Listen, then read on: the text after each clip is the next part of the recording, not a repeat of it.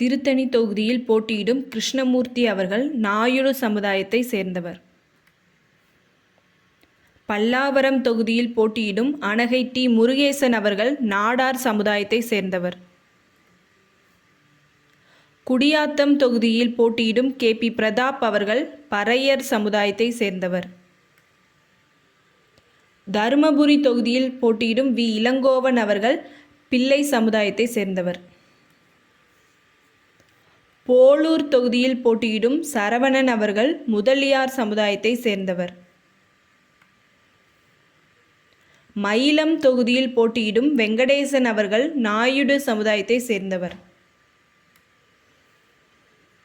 ஓமலூர் தொகுதியில் போட்டியிடும் ஏ.ஆர். இளங்கோவன் அவர்கள் நாயுடு சமுதாயத்தை சேர்ந்தவர்.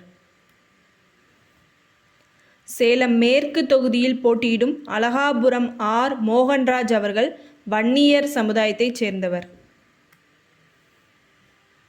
விருத்தாச்சலம் தொகுதியில் போட்டியிடும் பிரேமலதா விஜயகாந்த் அவர்கள் நாயுடு சமுதாயத்தை சேர்ந்தவர். விருதுநகர் தொகுதியில் போட்டியிடும் விஜயபிரபாகர் அவர்கள் நாயுடு சமுதாயத்தை சேர்ந்தவர்.